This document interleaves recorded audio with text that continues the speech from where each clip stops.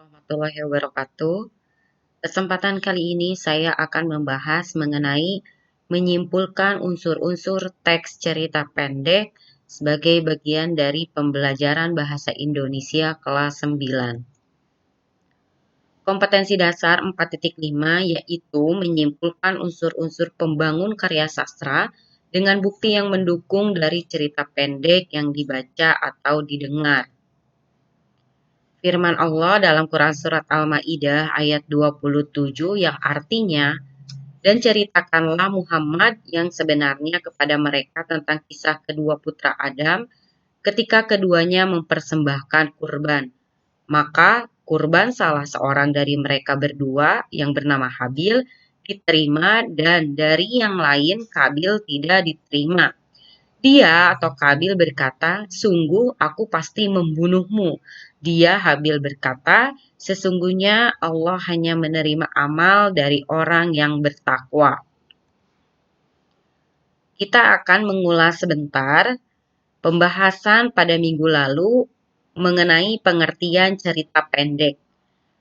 Pengertian cerita pendek artinya yaitu jenis karya sastra yang berbentuk prosa naratif dan bersifat fiktif yang isinya memaparkan kisah suatu tokoh beserta segala konflik dan penyelesaiannya yang ditulis singkat dan padat. Artinya cerita pendek itu bersifat prosa naratif dan fiktif atau imajiner. Juga ditulis secara singkat dan padat. Anak-anak, ada unsur-unsur pembangun teks cerpen.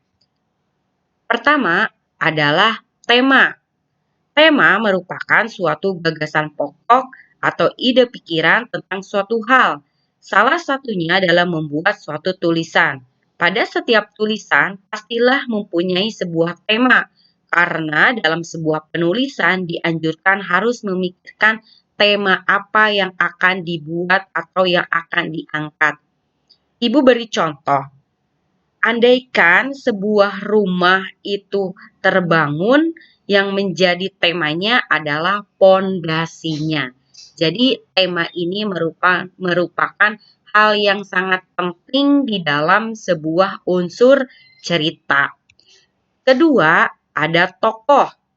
Tokoh adalah pelaku yang mengemban lakon dalam cerita fiksi sehingga peristiwa itu mampu menjalin suatu cerita. Tentunya baik cerpen, novel, film selalu ada tokoh yang mengemban lakon dalam cerita. Yang ketiga, ada penokohan.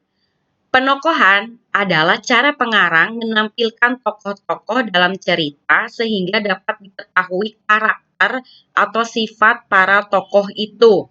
Penokohan di sini dibagi menjadi dua. Pertama, berdasarkan wataknya, ada watak antagonis, protagonis, dan tirtagonis.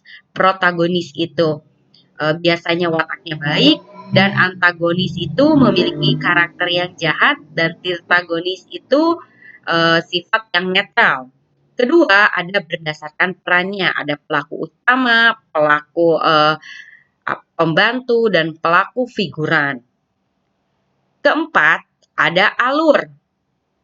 Alur adalah serangkaian peristiwa yang direka dan dijalin sedemikian rupa sehingga menggerakkan jalan cerita dari awal, tengah, hingga mencapai klimaks dan akhir cerita. Nah, di sini alur dibagi menjadi 3. Ada alur maju, alur mundur, dan alur campuran. Kelima, ada latar. Latar di sini dibagi menjadi 3. Ada latar tempat di mana kejadiannya terjadi, ada latar waktu kapan kejadiannya terjadi, dan ada latar sosial atau suasana, bagaimana suasana yang digambarkan di dalam sebuah cerita. Ada keenam, ada sudut pandang. Sudut pandang atau point of view adalah sebuah teknik bercerita yang akan membuat rasa yang berbeda pada alur dan cara penyampaian cerita. Dengan sudut pandang, penulis seolah-olah dapat menjadi pelaku utama atau menjadi orang lain dalam cerita tersebut. Dan yang ketujuh, ada amanat. Amanat adalah suatu pesan yang ingin disampaikan oleh si penulis atau si pemberi amanat terhadap pembaca.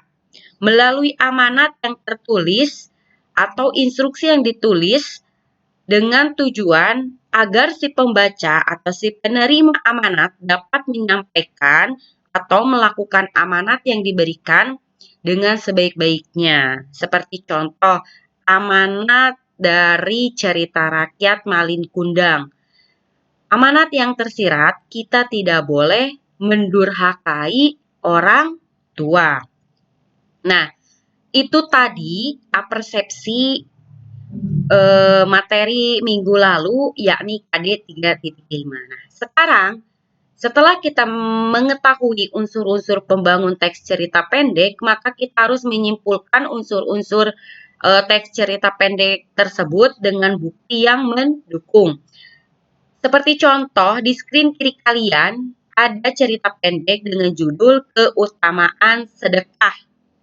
Ya, di sini ada ceritanya singkat sekali. Ibu bacakan terlebih dahulu. Bu, hari ini barang dagangan tidak habis, bahkan hanya sedikit sekali yang terjual. Hanya segini yang bisa Bapak berikan ke Ibu, sambil memberikan uang hasil dagangan kepada istrinya untuk kebutuhan sehari-hari. Iya, Pak, tidak apa-apa. Yang penting Bapak sudah berusaha dan memang selebihnya ini merupakan rezeki dari Tuhan. Keesokan harinya, sang suami berangkat bekerja lagi dengan membawa barang dagangannya ke pasar. Di tengah-tengah perjalanan, ia bertemu dengan nenek tua yang terlihat kebingungan di pinggir jalan. "Ada apa, Nek?" tanya Pak Tugimin kepada nenek tua tersebut. "Nak, bolehkah nenek meminta uang? Nenek ingin pulang tapi tidak ada ongkos," pinta nenek lirih kepada Pak Tugimin. "Uangku juga mepet. Dagangan saya dari kemarin tidak laku banyak. Untuk makan saja masih kurang." "Ah, tapi tidak apa-apa," kata Pak Ustadz, "sedekah akan melancarkan rezeki. Bismillah saja," gumam Pak Tugimin dalam hati. "Baiklah, Nek, ini ada uang tapi tidak terlalu banyak buat naik bis nenek sampai tujuan ya. Biar saya antar sampai ke terminal," ucap Pak Tugimin sambil mengantar nenek tersebut menuju terminal. "Terima kasih, Nak, sudah mau membantu nenek. Semoga rezekimu selalu lancar." "Amin, Nek," gumam Pak Tugimin bersyukur. Nah, itu tadi cerita pendek mengenai keutamaan sedekah. Maka, kita harus menyimpulkan unsur-unsur yang terkandung di dalam teks cerita pendek tersebut. Yang pertama adalah tema. Apa tadi anak-anak tema?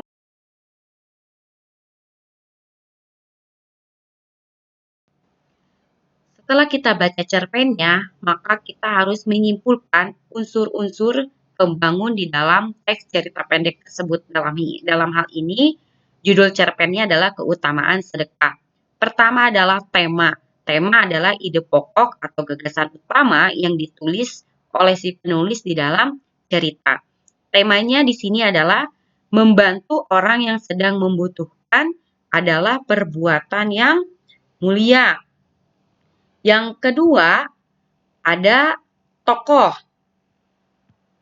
Tokoh di dalam judul Keutamaan Sedekah ada 3, yaitu Pak Tugimin, istri Pak Tugimin, dan neneknya. Sedangkan yang ketiga ada penokohan.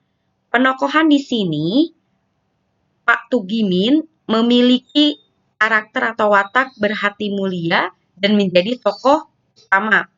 Istri Pak Tugimin itu adalah penyabar. Kenapa? Karena tertuang di dalam kalimat, "Iya Pak, tidak apa-apa, yang penting Bapak sudah berusaha dan memang selebihnya ini merupakan rezeki dari Tuhan." Kalimat ini menggambarkan bahwa watak seorang istri Pak Tugimin memiliki hati yang penyabar dan ini merupakan tokoh pembantu yang ada korelasinya dengan tokoh utama. Yang ketiga ada nenek tua atau nenek ya. Di sini karakternya tidak memiliki rasa sifat malu, artinya pemberani. Mengapa? Di sini nenek ini di dalam kalimatnya, "Nah, bolehkah nenek meminta uang? Nenek ingin pulang tapi tidak ada ongkos." Artinya di sini nenek ini pemberani atau bisa dikatakan tidak ada rasa malu, bukan berarti tidak ada rasa malu. eh, bersifat negatif ya, tidak ya, tapi di sini neneknya berani mengungkapkan apa yang hendak dilakukan, yaitu ingin pulang tetapi tidak ada ongkos. Di sini juga tokoh sebagai tokoh pembantu, artinya ada korelasi dengan tokoh utama. Dan yang keempat, alur. Alurnya di sini merupakan alur maju. Nah, tahapan alurnya silahkan kalian jelaskan. Bagaimana dari awal Bapak Pak Tugimin menceritakan bahwa hanya mendapatkan dagangan yang tidak habis, istrinya itu artinya sabar, menerima, atas keesokan harinya dia bertemu dengan nenek. Nah, klimaksnya ketika nenek ini meminta uang kepada Pak Tugimin, sedangkan Pak Tugimin pun tidak memiliki uang yang banyak dan masih kurang. Tapi eh, klimaks turunnya ketika dia menyatakan, kata Pak Ustadz, sedekah akan melancarkan rezeki, bismillah saja, gitu ya. Nah, merupakan ini klimaksnya. Dan terakhir, dia mengantarkan nenek itu ke terminal dan didoakan oleh sang nenek untuk rezekinya lancar. Nah, ada latarnya. Latar waktunya ini pagi hari ketika dia ke pasar ya, tempatnya di pasar, di terminal ada, dan suasananya tentram, tidak menegangkan. Sudut pandang di dalam cerpen keutamaan sedekah adalah orang pertama, pelaku utama. Dari mana bisa dikatakan seperti itu? Pelaku utamanya itu Pak Tugimin. Pak Tugimin selalu mengatakan uangku, berarti merasa memiliki uangku, gitu ya. Jadi ini adalah orang pertama, pelaku utama yang menjadi sudut pandang si penulis. Dan yang ketujuh ada amanat. Apa amanatnya? Amanatnya yang tersirat di sini adalah bersedekahlah selagi kita mampu, niscaya Allah akan memberikan rezeki kembali yang lebih banyak. Jadi jangan takut untuk bersedekah, karena sedekah itu keran menuju rezeki yang lain. Nah, anak-anak, setelah kalian Ibu beri contoh, sekarang adalah tugasnya menganalisis atau menyimpulkan unsur-unsur cerpen dengan judul Rajin Belajar. Silahkan kalian baca terlebih dahulu. Setelah itu kalian tentukan unsur pembangunnya berupa tema, tokoh, penokohan, alur, latar, dan sudut pandang, serta amanat. Sudah Ibu berikan di Google Form. Silahkan kalian kerjakan tugasnya dengan sebaik mungkin. Itu saja pembelajaran kita hari ini mengenai menyimpulkan unsur-unsur pembangun teks cerita pendek. Sehat selalu. Wassalamualaikum warahmatullahi wabarakatuh.